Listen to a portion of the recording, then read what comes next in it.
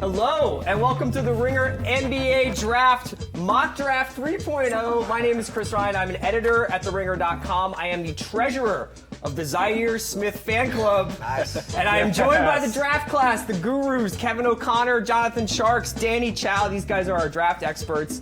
They are picking in a frozen envelope situation. Kevin O'Connor drew the first pick. We're going to get right into it. It's our Mock Draft 3.0. Kevin O'Connor, you are on the clock. You are the Phoenix Suns. Life as Robert Sarver begins for you now. Feels good living life as Robert Sarver. Okay. DeAndre Ayton for the #1 pick. All right, DeAndre Ayton, Arizona kid, Arizona team. Is there any possibility that this has been locked for weeks? Is there any possibility there could be some movement on this pick, that they might not take Ayton? I mean, there's always a chance, but it seems like all indications are that it will be DeAndre Ayton, and it makes sense for them, right? Like, they already have their star ball handler, Devin Booker. They already have a two-way wing like Josh Jackson. They have a couple other pieces, TJ Warren, Dragon Bender. They don't have a big man who can potentially dominate on both ends of the floor looking ahead 5-6 years from now. Ayton's the best big man in this draft, and it would be a very smart pick for Phoenix. Somewhere in the desert, Alex Len, a single tear rolls off his face. Okay, Jonathan Tjarks, you are on the clock. The Sacramento Kings, I feel like you should have a cigarette for this one. I'll do this thing, Vlade and Peja here. Sacramento Kings, it's a huge pick for this franchise. Yeah, I was thinking it'd be Luka, but now it sounds like it's Bagley. Everyone seems to think that's going to happen. Puma Boys going 1-2. That's what it's saying, just as these mock drafts kind of develop. What we're doing here is what we think is going to happen, not necessarily what we think these teams should do. And if you want to see what we think these teams should do, you can find all sorts of stuff on our draft guide and on TheRinger.com. A lot of hashtag content. Bagley, empty calories guy, 20 and 10 every night, but what's he going to do for this franchise? See, that's my concern. Like, I'm just not sure Bagley makes guys better. Like, he's not a defender, he doesn't pass, so how is the rest of his teammates going to be improved having him on the team? That's my concern with Bagley. But it is sort of like you get a baseline of production. Yeah, he'll get every numbers. Day. He's a stats guy for sure. This is an exciting one then. So Atlanta winds up having a bunch of different options here. They've got a new coach in Lloyd Price. Lloyd Pierce. Yeah. Lloyd Pierce, sorry, that's right. Sixers assistant, former Sixers assistant. Who do you see Atlanta going for here? They kind of have their pick. They have their pick of the litter here because you can either go Doncic or you can go Jaren Jackson. I think they go Luka Doncic. I trust Woj's reporting there. I trust that they believe in him. And hey, he just came off of his second ACB championship yesterday. So this is a no-brainer in my opinion. He makes people better, unlike Bagley, I guess. And for a team that's trying to clearly build themselves in the Warriors-Sixers mold, he's the perfect futuristic player to start off with. It's a blank canvas. It sounds like they're going to trade Schroeder, but the question is there anyone there for him to really make better other than John Collins and Taurean Prince, right? Hey, that's a start right there. Well, you guys. Can you imagine Luka in Atlanta, by the way, with that car he's got? It's going to be nuts, man. The Bengal Tigers coming to Atlanta. That's Atlanta season 3. Watch trading as well. Memphis Grizzlies. We had heard a little bit over the last week or so that Memphis is shopping this pick, that they would like to maybe get out from under the Chandler contract, the Chandler Parsons contract. I think he's making $450 million next season. So the price for the #4 would be taking Chandler Parsons. But let's say they keep it. Who do you see Memphis taking it for? It honestly all depends on who might be trading into this pick if it gets to this point. We'll see what happens with that. We have Jaren Jackson going there for this mock right now. Jaren Jackson, one of the youngest guys who will be drafted in the first round. Forward, yeah. Yes, from Michigan State. Two-way player. Doesn't have quite the offensive potential as Ayton, but projects as a far superior defender once he fixes his fouling issue over time. Now, just really quickly, if you see Memphis, do you see Memphis taking Jackson and then trying to move Marc Gasol, because that's another big man that he would be playing next to? So they would do Conley, Gasol, Jackson. That would be the I think in all likelihood they probably take a player that helps them win now. Okay. All right. #5, Dallas Mavericks. Your Dallas Mavericks, John. I wanted it this way. I think my guess is a lot like Memphis. This pick will be up for grabs. Okay. I'm taking Michael Porter because I think they're going to be like, who wants Porter? We got him. You got to come up and get him if you want him. So- I think that's a plan for them. They had been linked with Bamba a lot, Mo Bamba Yeah. from Texas, but you think that this could be more of almost like a leverage play where they take Porter and then they're like, if we keep him, we keep him. Well, because I think they like a lot of these bigs. I think they like Wendell Carter. So I think they figure, hey, if we're at 5 and get to 7 maybe, or 8 or 9, get one of these bigs plus extra assets. Gotcha. Okay. That's my guess. And that's something that they haven't really had in a lot of years. I mean, they've been Assets? Well, Yeah. they've been relying more on free agency as what. I can't even talk about this, Chris. Okay, well, this is a sensitive Let's go subject on for to the John. next. We'll have a separate live show that's just John talking about the Mavericks for an hour and a half. Oh, I have many takes about that. Yeah, that'll be fun. The Orlando Magic, Danny, Yep. number 6, needs everything. Everything. So where do they go? I think, and this is something that I've been seeing in my dreams for months now, I think they go with Trae Young. Oh. In this dream, are you falling off a cliff? Like, are your teeth falling out or anything? Look, they've spent the last couple years drafting a bunch of athletes who project as something. They need a guy who can kind of bring it all together. They need a guy who can become almost a system unto himself. Like, he is a guy who can clearly shoot, which there isn't a single player on the Magic roster right now who can really shoot. Sure. Evan Fournier. Those 3 weeks of Aaron Gordon shooting threes was just incredible. Yeah, the first 3 weeks. Yeah. I think he's a guy who is a clear, star. He's someone who Orlando people might actually recognize. Yeah. That's So, the and plan. one thing we were talking about Trae Young is obviously defense is going to be an issue. If he fell to like a Cleveland or a Philly, those two teams might hope to be in the playoffs. You could see Trae Young being targeted on pick and rolls in a series. They don't have to worry about that in Orlando. Not yet, They're still yeah. 2 years away from being 2 years away. So Trae Young to the Magic with the number 6 pick. Number 7 pick, Kevin, who do you see the Chicago Bulls going for here? How's Mo Bamba still on the board? That's what I'm wondering. Mo Bamba, 7'10" wingspan, changing his three-point shooting mechanics, and for Chicago, an absolute perfect fit next to Lauri Markkanen. Have that Markkanen-Bamba front court. I think that would really give them a really strong foundation to build with moving forward. Just out of curiosity, because I know we were talking yesterday on the podcast about Chicago being in love with Porter. Do you think that they might be a team that is trying to move up to grab Porter in that spot? This whole thing is going to get mixed up. Yeah. I think Orlando's a team to watch. Atlanta, Memphis, Chicago, a team to watch moving up. Clippers at 12 and 13. There could be a lot of It's movement going to be fun. tomorrow Yeah, I'm night. excited. It's Yeah. going to be fun. I'm excited as well. That's why we're doing a mock draft. Yes. Just to match my excitement. Cleveland Cavaliers, either in rebuild or relaunching a title run. Let's be real. They're It's- rebuilding. They're Let's- rebuilding. let's All come right, on. so number 8, you Cleveland never know. Cavs. But does it change your draft pick at all?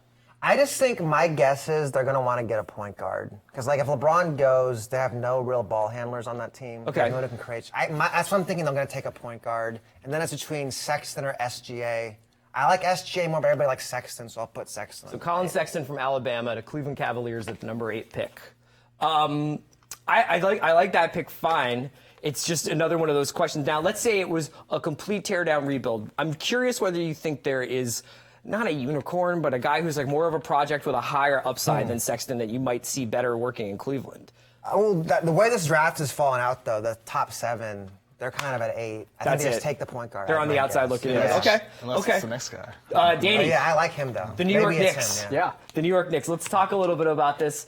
They looking for somebody to pair with Frankie Smokes and Kristaps. Dave Fisdale is in town now. Who do you see them taking? I think they've been linked to drafting a point guard, and the last point guard on the board is Shai Gilgeous-Alexander, and I think they go with him.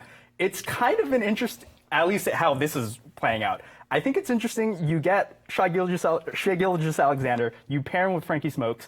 They're that's basically all the length. same body type. Yeah. I'm imagining, 3 years down the line, it's Kristaps at a 7'3", knockdown shooter with an army of just 6'7" point guards. I'm Right, here and for that's that. just on the boat that he's hanging out on. Yeah. It's not even on the court. It's just 6'7" point guards all over a yacht in Spain.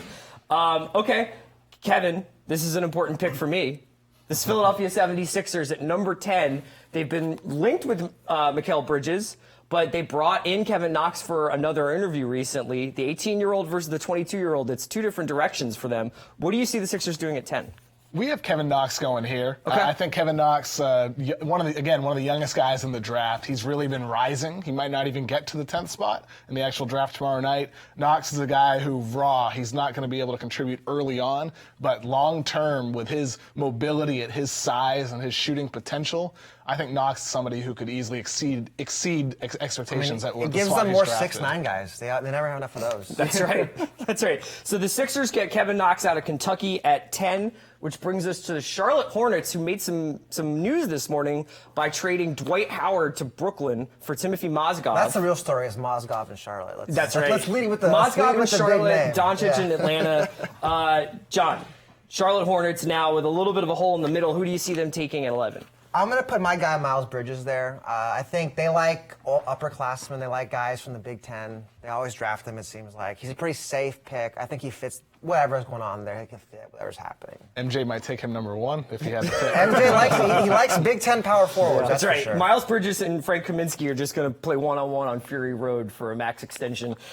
This is the most interesting part of the first round here for me because it's the rare occurrence where we get back-to-back picks. Yep. So Danny's going to take the first Clippers pick here at 12. And Danny, who do you have Jerry West and Doc Rivers taking?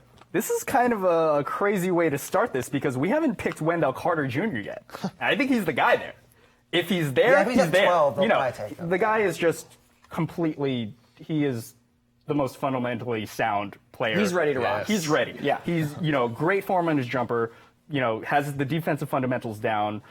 He's a huge body. Yeah. Huge wingspan, knows how to play the game. Look, if the Clippers aren't trading and they happen to have Wendell Carter available, it's a no-brainer. Wendell Carter falling to number 12. If that happens tomorrow night, it would be just a complete sin.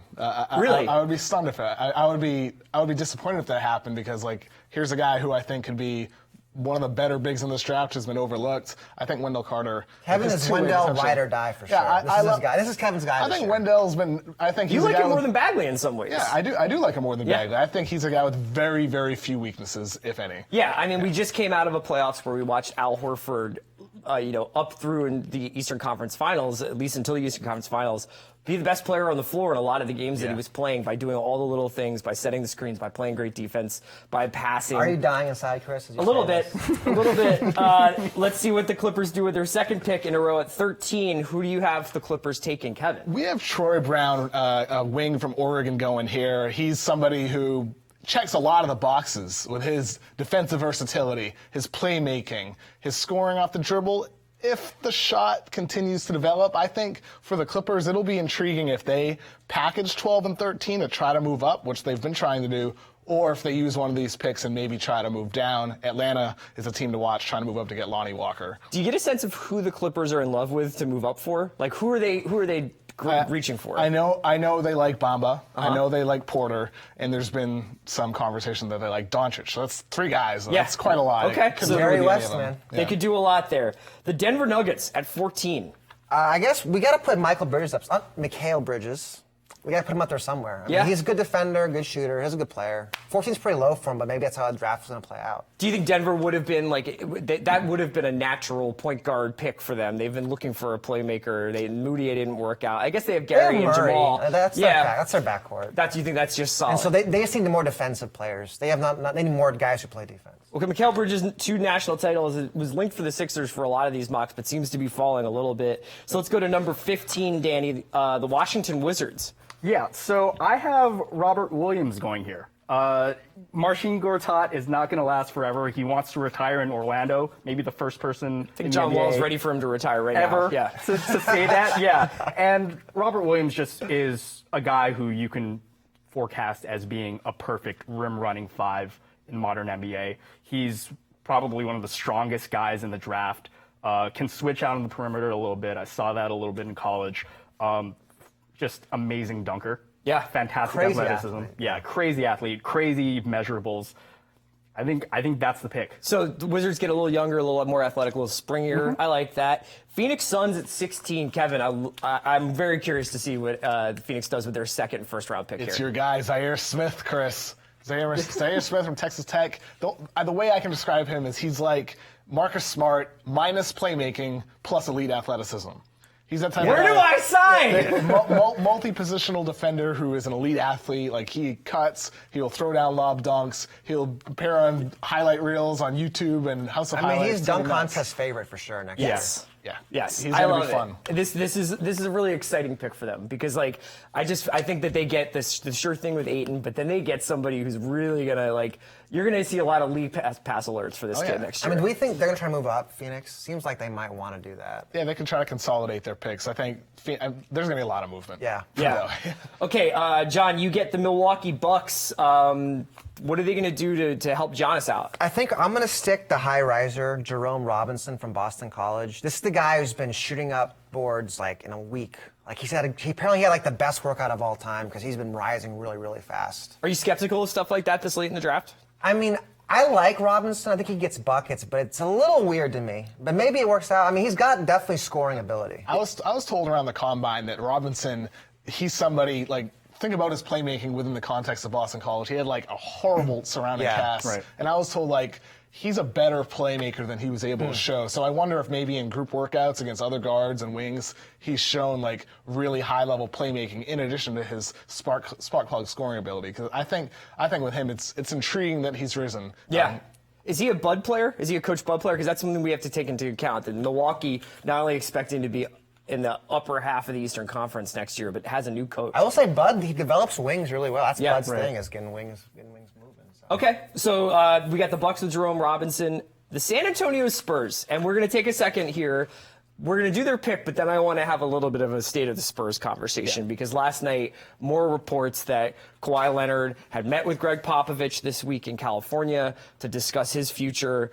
And as always seems to happen with Kawhi Leonard, there is one version of events that was solid dinner. All right, cool. Let's see what we can do here. And then there is the version of he wants to go to the Lakers, trade him to the Lakers. So let's first do the Spurs' pick. Who do you think they're going to take? All right. I think they go with the second international off the board, who is Elie Kobo out of France. Their next French point guard of the future. Okay, so playmaker, you see him he's sliding next to DeJounte Murray, or? Yeah, absolutely. I mean, he's 6'2", with a 6'9" wingspan, pick and roll, just beauty maker. This guy's awesome off the pick and roll, can really shoot it. And DeJounte can kind of slot in anywhere. The guy has a 7-foot wingspan. Yeah, he's huge. So let's talk about the thing that's on every NBA fan's mind and every Spurs fan's mind. What are they going to do with Kyle Anderson?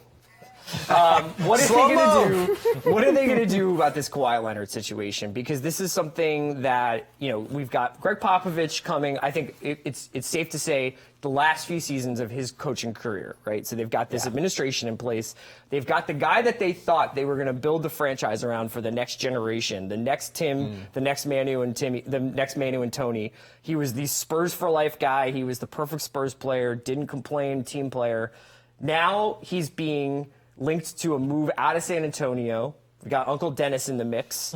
What do you think shakes out from here, Kevin? I mean, obviously the Spurs are going to continue to try to salvage this until it gets to a breaking point. And at that point, it'll be intriguing to see what kind of leverage that the Spurs can create. There's the report from Woj that at some point he'll probably signal that to whatever team interested in trading for him that he's just going to go to the Lakers next summer. Or Paul George. And if that's the case, it's going to be extremely difficult for San Antonio to create leverage for teams that are going to be concerned about him leaving. Yeah. So I'm not sure what you can come up with. But then again, as we're seeing with Paul George, there's a chance that he stays in Oklahoma City. So if you're a team that's a winning franchise like Boston or Philadelphia in the East, maybe you just take that risk because Kawhi is right before he got hurt, we were talking about him as a top 3 player in the league. Maybe you take that risk and you win him over by making a finals run. How do you leave that? Yeah, Chris, I'm curious, as a Philly guy, would you do it?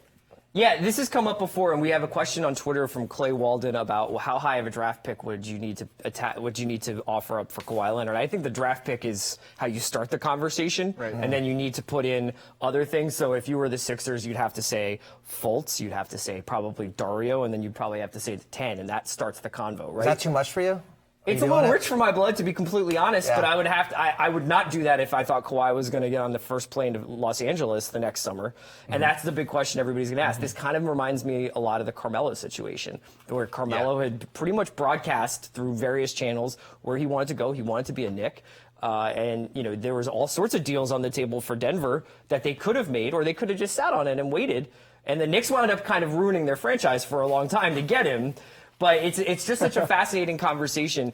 It's especially fascinating, John, because these Supermax contracts were supposed to be the parity deals. They were supposed to keep guys like Kawhi in places like San Antonio, keep guys like Kevin Durant in places like Oklahoma City, because they were able to offer them deals that they couldn't get elsewhere. But it doesn't seem like they're making that big of a difference. Doesn't seem like it. We'll see with Anthony Davis and Giannis. Those are the two big guys coming up next. We'll see if that crazy money gets those guys staying where they are. It's like Dave Chappelle said on David Letterman once, what's the difference between $50 million and $10 million? The only difference is $40 million. so with these KOC got money. With these Supermax deals, it's about being a place that you go to work and you're happy. Yes. And if a player's not happy in a situation, sure, they might take $70 million less, but they're still making over $100 million with that deal. I'm not sure that that's maybe as enticing as the NBA and owners might have thought it would have been. Do you have Uncle Dennis's phone number in your phone? No, I don't. Okay. $219 million. All right, man. You're up at 19. You have the Atlanta Hawks. Who do you see them taking with Elie Okobo off the board? The guy they may be trying to trade up for, Lonnie Walker. Out of Miami. Athletic. The Ringer's fave. Yeah. Paulo Uggetti wrote a great piece on Lonnie Walker yesterday and his extravagant personality. But as a player, Lonnie certainly is an intriguing guy with his combination of athleticism, scoring a potential off the dribble. Lonnie could be a steal at this point of the draft. Lonnie and Luka is a fun first. We were just talking about that, like Luka and any of these guys. That's what makes Luka so great. Yeah. All these guys, Luka would be awesome. Okay, John, what do you see the Timberwolves doing? I'm going to have them staying conservative, go with Keita Bates-Diop, Mark Titus's favorite from Ohio State. I think he's just like an older player. He shoots threes. Tibbs wants a guy who's going to win now. I think he slides into their lineup right away. I think Tibbs wants a safe, older player. Does he like being screamed at?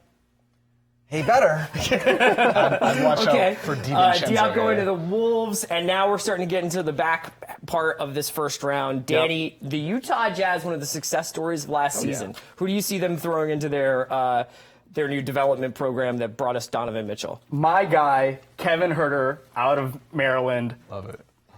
Maybe the best shooter in the draft. Certainly the best guy who's going to be doing his best Klay Thompson interpretation off screens, shooting, off balance. He's a really good athlete, as his combine numbers suggested, and the guy kind of plays really hard on defense. So he's not He sounds like a Jazz player. Yeah. Yeah, that's interesting. So he goes into a backcourt rotation with Rubio and Mitchell and Dante. Hopefully. Sure. Okay, interesting. Chicago Bulls, their second pick of the first round. Kevin, who do you got them taking? We got Chandler Hutchinson out of Boise State here. He's a big 6'7", 6'8" A lot of talk about this wing. dude coming into the draft. There's the Mark Bartelstein connection. He shut down his workouts after, I believe, working out with Chicago and Minnesota. Shut it down the week of the Combine, and ever since then it's just been silence, and there's some belief that Chicago was the team that promised him. Okay. John, the Pacers. I think we'll stick with this is a conservative franchise. They want an older. I'll give them Aaron Holiday. Okay. I feel like that's the kind of guy they would like. UCLA like TJ Leaf last year. I think he's a safe pick. Helps them next year, probably. I'd agree. He immediately becomes Miles Turner's workout buddy. If you guys have seen, Miles Turner looks like he's on the keto diet or something. He lost 20 pounds. He also just dunked into a vat of oil. That's true. Yeah, he does know how to take a good picture for his new body. The Blazers, 24, Danny, and I want to talk a little bit about the Blazers after you give their pick. Yeah, I think they'll go with just a 3-and-D guy, someone who can maybe keep them, where they're at in the playoff echelon. Jacob Evans out of Cincinnati, just a very solid, fundamentally sound player.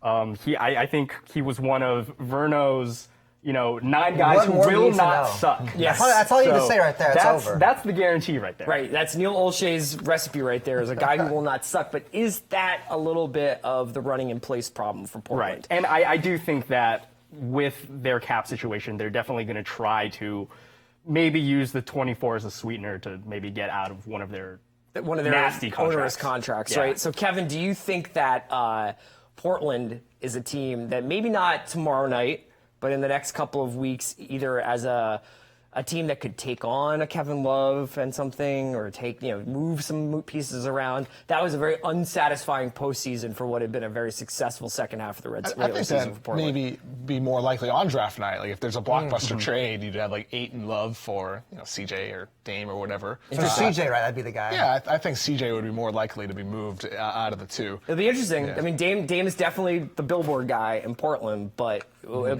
be interesting to see if they decide to break that up. They're at a critical point. It'd be tough to sell your face of the franchise. Okay.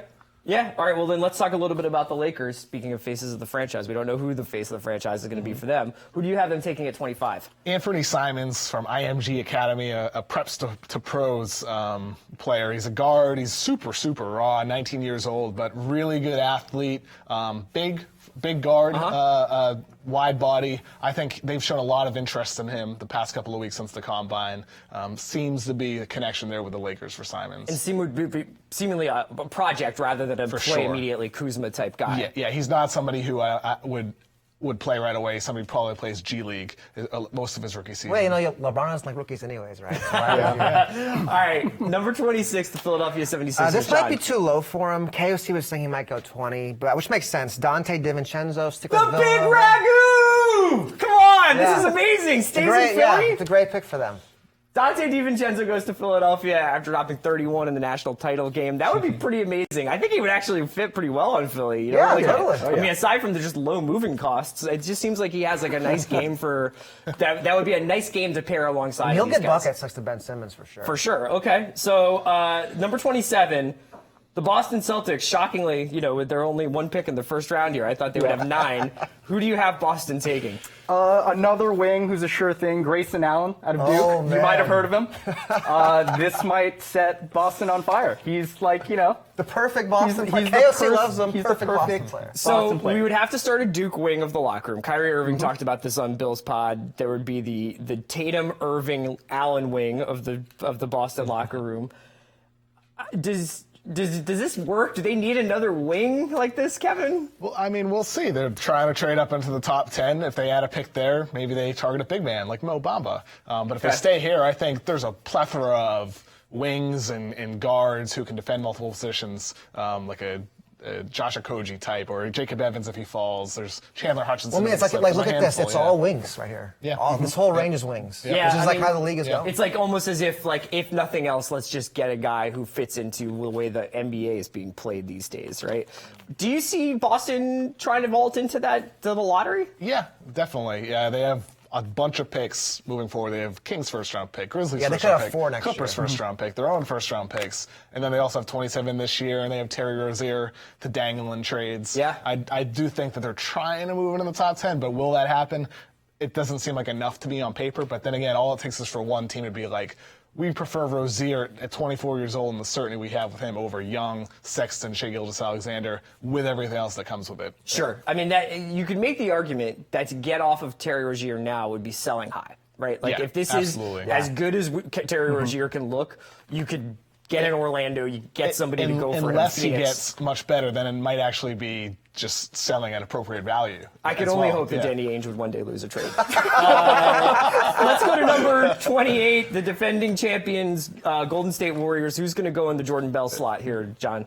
This is a guy we all like, Josh Okogie from Georgia Tech. I think this would be a great value pick for them. Big-bodied guy, can shoot a little bit, can guard 2-3 positions. I think this would be just perfect. So is he a wing? Is he a big guy? Yeah, he's a wing, 6'4", but 7-foot wingspan, really big, strong shoulders. This is a good player. And that's like, if there was one, I mean, it's really hard to criticize a team that's won 3 titles in 4 years, but if there was one thing I would say about this last Warriors team is like they had a bunch of useless big men on their team when they could probably use some wing depth, right? So this would be a good pick for Golden State. The Brooklyn Nets, new home for Dwight Howard. Who's going to eat Skittles with Dwight? KOC, am I taking this one? I Yeah, guess I'll it's your take pick, it. right? I think we I get have it. Okogie, Yeah, my bad, sorry, let's my bad. go with the next international guy. I guess I'm picking all the international guys. Janin Musa. Out of Bosnia-Herzegovina, I believe. Okay. And he is just a flat-out scorer. That's what you're getting out of him. Sharpshooter. That's pretty much who he is. He's a 6'9" player who plays like he's 6'5". Right.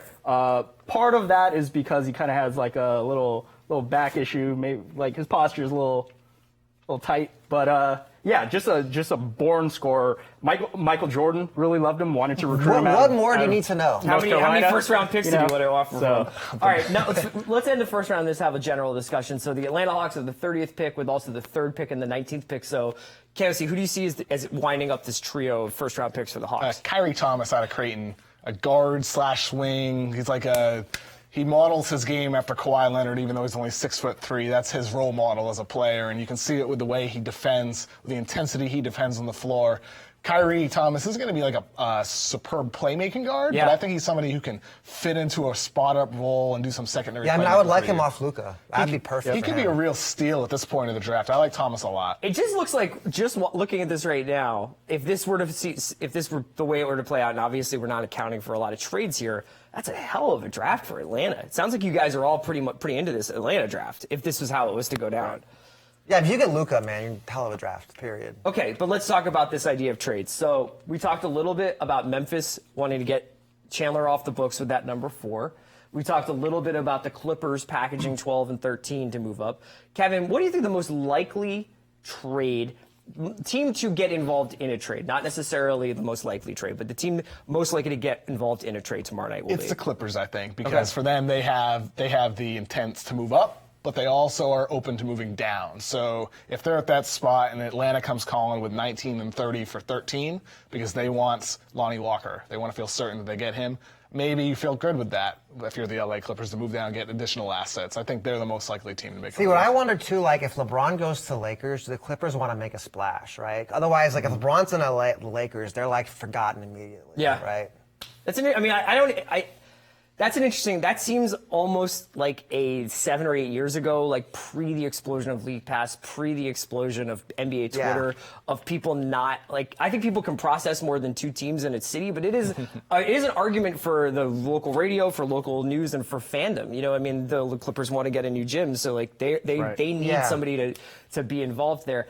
Danny, I wanted to ask you a little bit about this thing that keeps popping up for me in this idea of value in this draft and where it is. Because it seems like the top 2 or 3 are pretty locked up. Locked in. And then I feel like 4, 5, 6, 7, it's like do you love those guys at 4, 5, 6, 7? Do you wish you could get them a little bit lower? Because I was wondering about specifically a guy like Trey, a guy like Michael Porter, where it feels like at 4 or 5, you'd be excited to have him at 10 or 11 or 12 because you're like, we're going to take a chance. But 4 or 5, you want somebody who's really going to be able to contribute. What do you see are value spots on this board?